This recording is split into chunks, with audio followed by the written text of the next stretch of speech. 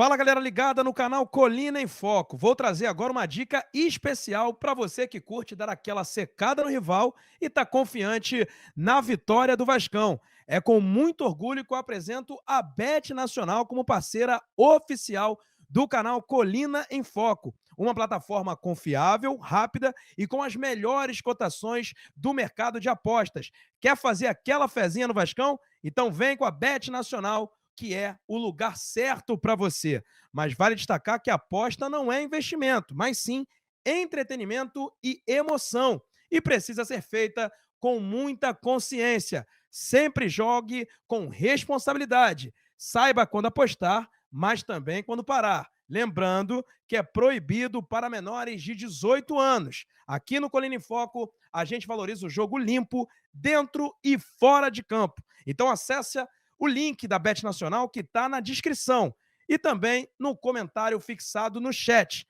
Faça seu cadastro e aproveite. Lembrando, com moderação. E fica ligado, porque vem muita novidade por aí, com a Bet Nacional, parceiro oficial do canal Colina em Foco. Vamos ao corte. Mas e aí, eu quero saber de vocês. Barros, Jair, Tietê e Hugo Moura, dá para preencher bem ali a volância? Aí conta com o Matheus Carvalho, um Paulinho que não vem jogando, mas são opções também. Esses são jogadores que o Vasco meio que achou, né? Hugo Moura na zaga, Jair e o Barros, né, indo bem, mas também tem os perdidos. E quem são os perdidos? Vou começar pelo primeiro perdido, que é o Lloyd. O Lloyd, infelizmente, foi contratado pelo Vasco para ser uma opção pela ponta, para fazer talvez ali uma sombra ao Nuno Moreira. Na ocasião, quando ele chega, o David ainda estava em recuperação da lesão no joelho. E aí, infelizmente, não deu liga. Se envolveu muito mais em memes do que propriamente jogando bola. Né? Tem um cruzamento de letra contra o Flamengo no jogo da semifinal do Campeonato Carioca. Depois tem aquele chute e a famosa o quê? Que ele mete pro Diniz ou pra torcida. Até hoje eu não entendo direito o que ele fez. Né? Então teve relances assim, alguns lances interessantes contra Cruzeiro, contra o Palmeiras, que ele fez um jogo minimamente útil, mas muitos outros jogos bem ruins. E é mais um erro na diretoria em contratação da gestão do Pedrinho. Só que o Admar chegou agora, aparentemente acertou, pelo menos nos nomes, no que a gente imagina, mas o Lloyd, né, não era difícil de imaginar que não daria liga. E eu tô falando dele porque ele, mais uma vez, não foi relacionado pelo técnico Fernando Diniz, e o Vasco tem uma janela aí, fechando no dia 2 de setembro, e a possibilidade de negociá-lo. Sim, ele teve algumas sondagens do futebol turco, né, e de Portugal também, e o Vasco avalia também esse empréstimo, ou até mesmo uma saída em definitivo. O Lloyd, só para vocês terem uma ideia, ele tem contrato até dia 31 de dezembro de 2027. E diferentemente do que já foi diversas vezes noticiado, ele não ganha um salário astronômico, mas ganha um salário de nível de Série A. Quando eu falo nível Série A, é 250, 300 mil, que já é um grande salário. Tá? Mas não é aqueles valores astronômicos que muita gente falava, não. Não, mas é um fato, um erro. Dá para dizer já que é um erro. O Lloyd chegou em fevereiro, estamos em agosto, não tem nenhuma assistência, nenhum gol, e agora não está sendo nem relacionado. Vale destacar, chegaram o Andrés Gomes, chegaram Andrés Gomes e Matheus França para ocupar ali o setor ofensivo. Ainda tem o David, que ficou no banco ontem, então o Vasco deu uma encorpada, e a tendência é que o Lloyd, né, não seja relacionado e esteja lá ao lado do Jean Davi, fora dos planos. Ainda não está batido esse martelo, mas ao que tudo indica é isso. Outro jogador que está totalmente perdido dentro do elenco do Vasco é o Garré. E o Garré, né, eu recebi uma informação hoje que ele teve sondagens do futebol argentino. Só que ele veio ganhando um salário importante, mas que não entra dentro dos jogadores dos times que o sondaram. Só para explicar, gente, o futebol brasileiro ele paga um salário muito melhor do que grande parte dos times argentinos. Então, eu não consegui descobrir o nome, mas era um time médio. E vale destacar que ele, na Argentina, se destacou pelo Huracan. O Huracan é considerado até o quinto maior grande de Buenos Aires, o quinto grande. Mas não consegui confirmar o time, mas ele recebeu sondagens de clubes argentinos e o Vasco, né, o empresário dele avalia aí, né, o staff dele avalia essa possibilidade. A princípio ele quer permanecer, né, mas tendo essas sondagens e ele não joga. Eu vou até aqui, para ser justo, a última partida do Garré, se eu não me engano, o Vasco estava perdendo. Acho que foi o jogo com... Só para confirmar, para não falar besteira.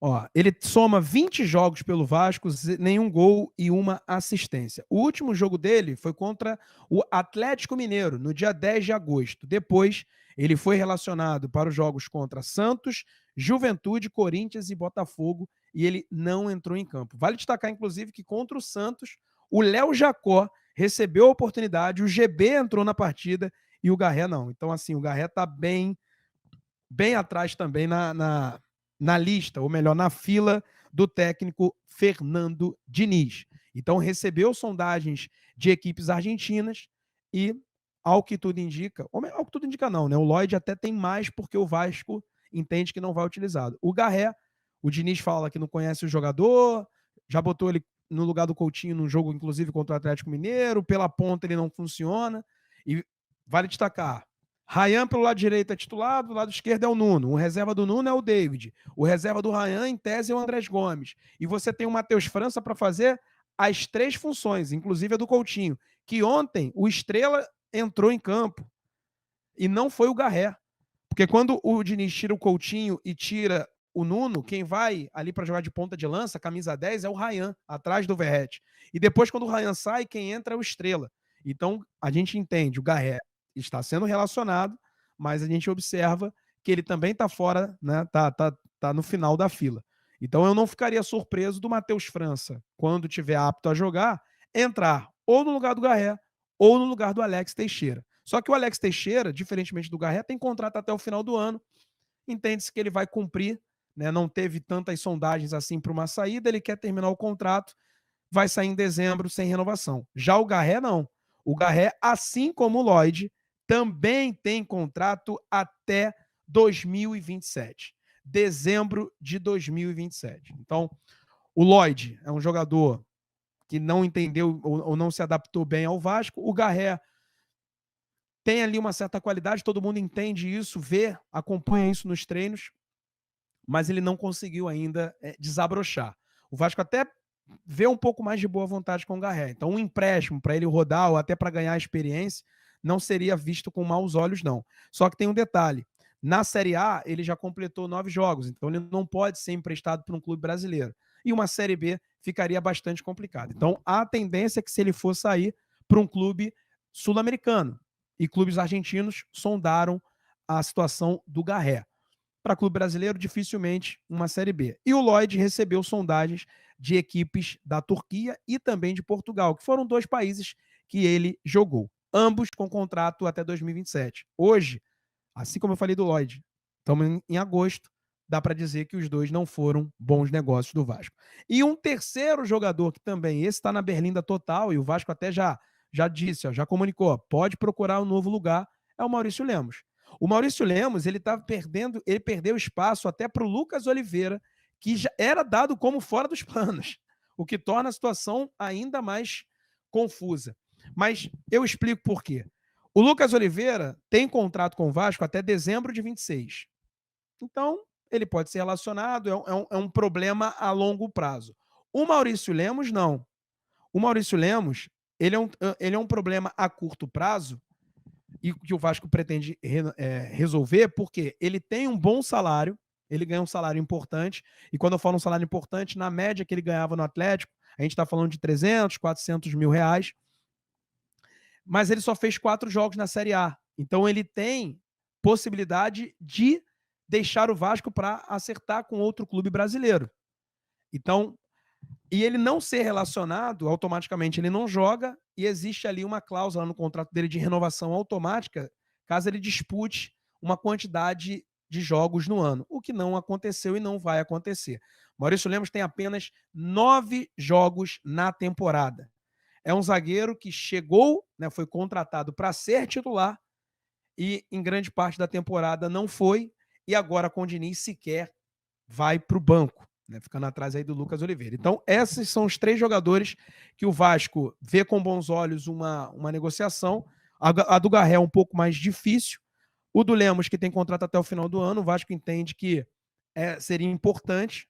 O staff do atleta já procura lugar para jogar e ele tem contrato apenas até dezembro de 25. Mas, reiterando, uma contratação que não deu certo. E aí não perca a conta. A gente tem Souza, Alex Teixeira, Maurício Lemos, Garré, Lloyd, uma mão cheia, né? Maxime Domingues, que já até foi emprestado, né? Tá lá no futebol da Major League Soccer, e também o Jean Davi, além do Lucas Oliveira. Então são 8 contratações da gestão Pedrinho que não deram certo. A gente tem que destacar isso também.